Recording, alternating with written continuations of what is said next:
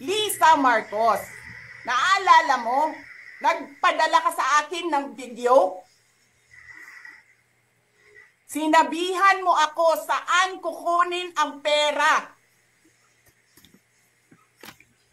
Pinakita mo ang muka ng tao doon sa video message mo. Hi, she's been working with us for the longest time. We trust her. You sent me written instructions about money. Millions a month. Anong nakalagay doon sa envelope? DepEd. Anong ginawa ko? Binigay ko sa DepEd. Putak na mukha.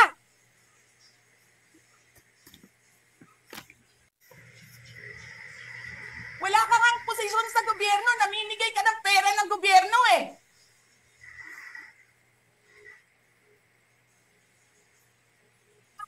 Sisirain nyo yung tangal ng mga kasama ko sa Office of the Vice President. Sasabihin nyo sa mga tao, nakaw yan, confidential funds yan. Niwala nga kayong isang proof na confidential funds yan. Naniwala lang kayo sa isang babae na ang pangalan ay Gloria Mercado na nagsabi confidential funds yan, na hindi nyo nga nilabas na wala pang confidential funds, meron ng white envelope. Kasi 2022 pa lang, tangina mo ka, may utos na ng pera sa DepEd.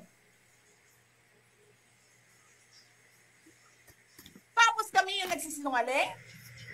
Nagpipigil ako eh. Kasi gusto ko lang magtrabaho. Gusto ko lang tapusin nyo na yung show ninyo dyan sa House of Representatives para makabalik na kami sa trabaho namin.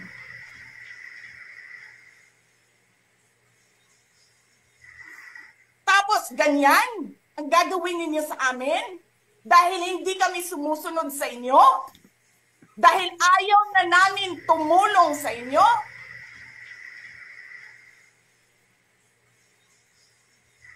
Ganito gagawin ninyo.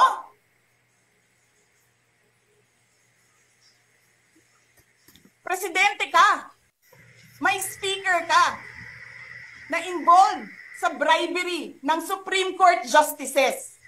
May video, may kaso, may witnesses. Hindi mo tinanggal yung speaker mo.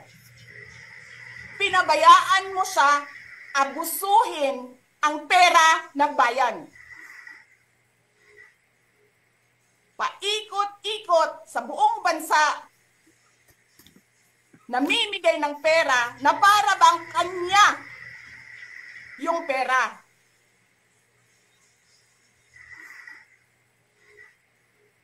Eh di ba nga, lagi niyo sinasabi separation of powers? Anong trabaho ng legislative branch? Gumawa ng batas. Anong ginagawa ni Martin Romualdez? Nagdidirect ng DSWD, namimigay ng ayuda,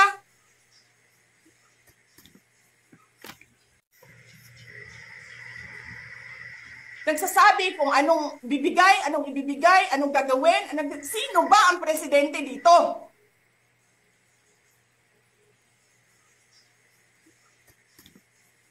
Alam nyo, alam namin, mali ang ginagawa ninyo. Sinabihan ko lang mga kasama ko sa Office of the Vice President, pasensya na, sumunod na lang tayo para matapos na sila. Tapos ganito ang gagawin ninyo, alam namin, walang contemptuous doon sa ginawa ni Yusek Lopez. Wala. Lahat ng tanong, sinagot niya, pumunta siya, maayos siya kumausap, and then sasabihin ninyo sa amin, bakit kami susulat sa COA? kami susulat sa COA. Hindi tapos ang appeal namin. Hindi tapos ang audit namin. Tapos buhag-hag na ninyo diha tanan ang gisubmit namo sa COA.